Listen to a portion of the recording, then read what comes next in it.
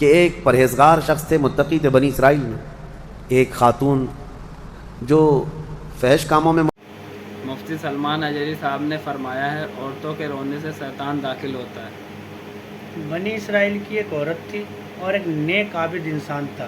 بنی اسرائیل کی اس عورت نے نیک اور عابد انسان سے کیا کہا، بڑی دردناک بات کہی۔ سنیے مفتی سلمان اجری صاحب کی زبان۔ لوبیس رہتی تھی، طوائف تھی یا جیسی بھی، وہ آئی اس عابد کے پاس، یہ پرہیزگار شخص تھا۔ یہ جب آئی تو کہا کہ رات گزارنے کے لیے میرے پاس کوئی ٹھکانہ نہیں ہے، باہر ٹھنڈی اور بارش ہے، مجھے تھوڑی سی جگہ دے دو۔ اس عابد نے رحم کھا کر اپنے گھر میں عورتوں کے رونے پر کبھی شیطان داخل ہو جاتا ہے۔ مدد کے لیے عورت رونا دھونا جب کرتی ہے تو اچھے اچھوں کا ایمان ختم ہو جاتا ہے۔ وہ عورت رونے لگی کہ میرا کچھ کوئی سہارا نہیں، بارش میں بھیگ جاؤں گی، میں تڑپ تڑپ کے ختم ہو جاؤں گا۔ اس عابد شب زندہ دار اس نے اپنے خانقاہ میں جگہ دی تھی۔ جب رات ہو گئی تو وہ عورت آئی اس کے سامنے آئی اور اوریانیت کے ساتھ عجیب و غریب حرکتیں کر کے اس کو گناہ پر ابھارنے لگی۔ وہ عابد تنہا تھا، وہ قریب آیا، اس کے بعد پوچھا کیا چاہتی ہے؟ کہا چل کوئی نہیں ہے رات میں، کوئی نہیں ہے، ہم لوگ اپنے جسموں کی سکون حاصل کر لیں۔ اس عابد نے کہا کہ ٹھیک ہے، میں اس سے پہلے تھوڑی دیر میں بھی آتا ہوں، خواہش ہے تیرے ساتھ آ جاتا ہوں، سوتا ہوں، لیکن اس سے پہلے میں دیکھتا ہوں۔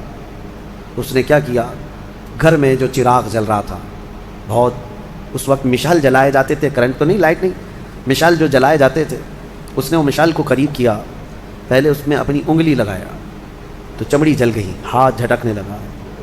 وہ خاتون تیار کھڑی تھی، پوچھنے لگی کہ کیا کر رہا ہے؟ کہا رک جا دیکھ رہا ہوں۔ تھوڑی دیر کے بعد دوسری انگلی آگ میں لگایا، چمڑی جل گئی۔ پھر اس کے بعد وہ اسی طرح جلاتا رہا انگلی کو۔ اس خاتون نے پوچھا کہ کیا کر رہے ہو تم؟ اس عابد نے کہا میں دیکھ رہا ہوں، اس آگ کو میں برداشت کر سکتا ہوں تو پھر ٹھیک ہے، میں یہاں مزے بھی کر لوں گا، اس لیے کہ جہنم کی آگ اس سے 70 گنا زیادہ تیز ہے، میں نے سنا ہے۔ دیکھ رہا ہوں کہ یہاں کی آگ میں برداشت کر پاتا ہوں۔ 2 انگلیاں سامنے کیا، 3 انگلیاں کیا، 4 انگلیاں جب مشعل میں لگایا تو پورا چمڑا جل کر کے صرف انگلیوں کی ہڈیاں کالی ہو کر رہ گئی، ہاتھ پورا چمڑا لٹک گیا، پورا ختم ہو گیا، ہاتھ پورا جلا رہ گیا۔ وہ عورت چیخ مارنے لگ گئی کہ کیا کر رہا ہے، چمڑے کے جلنے کی بو آنے لگ گئی۔ اسی اثنا میں وہ عورت چیخ مار کر کے باہر نکلتی ہے کہ بچاؤ مجھے، بچاؤ، یہ پاگل ہو گیا، پاگل ہو گیا۔ بادشاہ کی پولیس وہاں سے گزر رہی تھی، آئی اور اس نے پوچھا کہ کیا ہوا ہے؟ کہا کہ اس عابد نے میری عزت پر حملہ کر دیا۔ تو پولیس اندر گھس گئی، دیکھا تو یہ بیٹھا ہوا تھا، اب آؤ دیکھا نہ تاؤ، حملہ کر دیا اس پر۔ لوگوں کو باہر پتہ چل گیا کہ ایسا ایسا ہوا ہے، ایک عورت آئی تھی اور اس پر عابد رات کو تنہائی میں اس کے ساتھ منہ کالا کر رہا تھا۔ تو لوگوں نے مارنا شروع کیا، اتنا مارا کہ وہ عابد مر گیا، انتقال ہو گیا، ختم ہو گیا۔ اب مسئلہ یہ ہے کہ اب لوگوں میں یہ بات پھیل گئی کہ اتنے سالوں جس کو ہم نے عبادت میں دیکھا تھا، وہ ایک عورت کے چکر میں آخری وقت بہک گیا اور منہ کالا کر لیا۔ اب اس کے بعد اس کو اٹھاتے ہیں، اٹھا کر کے قبرستان میں جب دفن کرنے کے لیے رکھا گیا، قبر میں جیسی ہی رکھتے ہیں، اس قبر میں تیز خوشبو بھر چکی ہے، ہر جگہ سے خوشبو کے جھونکے آ رہے ہیں۔ لوگوں نے کہا یہ بدکار آدمی کی قبر میں اتنی خوشبو کہاں سے آ رہی ہے؟ اس کو دفن کر دیا اور یہ بات مشہور ہونے لگ گئی۔ بادشاہ خود بھی آیا، پوچھا یہ کیا مسئلہ کیا ہے؟ تو لوگوں کو جب یہ بات سمجھ میں نہیں آئی تو علماء کو بلایا گیا اور پوچھا گیا کہ کیا مسئلہ ہے؟ کہا گیا کہ یہ بدکار نہیں ہو سکتا، یہ اللہ کی رضا میں انتقال کیا ہے۔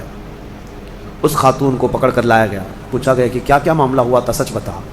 اس عورت نے بتایا کہ اس کا کوئی مسئلہ نہیں تھا، یہ ڈرتا رہا اللہ سے اور آخرت سے ڈرتا رہا، اور رات میں یہ بیٹھ کر کے اپنی انگلیاں جلا لیا تھا، اور یہ کہتا تھا کہ میں دیکھتا ہوں دنیا کی آگ سے میں برداشت کر پاتا ہوں تو ٹھیک ہے میں تیرے ساتھ مزہ کروں گا، نہیں تو پھر آخرت کا عذاب اس سے بھی بڑا سخت ہے۔ وہ یہ کہتا رہا اور میں بھاگ کر گئی، اتنے میں لوگ آئے اور اس کو مار دیے۔ بادشاہ نے پوچھا کہ دیکھو اس کو پھر سے نکالو، نکالا گیا۔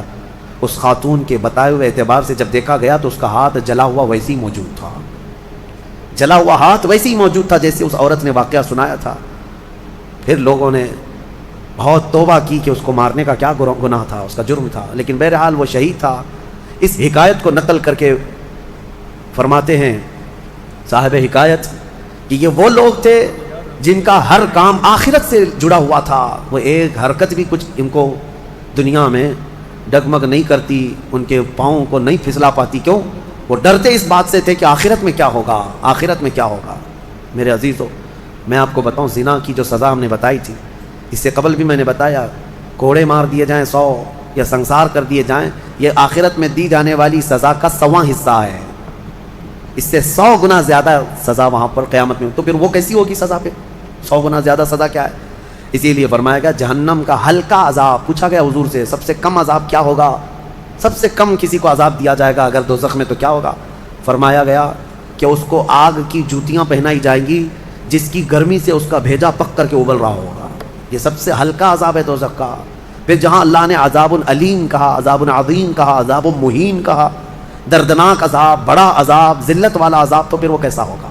बहरहाल खुलासा कलाम मेरा ये है, आज हमने तिलावत में यही पाया कि लोगों तुम आखिरत के तसव्वुर पे जीते रहो, दुनिया फ़ानी है, दुनिया फ़ानी है. हिसाब का एक दिन आएगा. फमन यअमल मिस्क़ाल ज़र्रतिन खैरन यरा वमन यअमल मिस्क़ाल ज़र्रतिन शर्रन यरा. अल्लाह फरमाता है जिसने राई के दाने के बराबर नेकी की वो भी देखेगा क़यामत के दिन, और जिसने राई के दाने के बराबर बुराई की वो भी क़यामत के दिन देखेगा.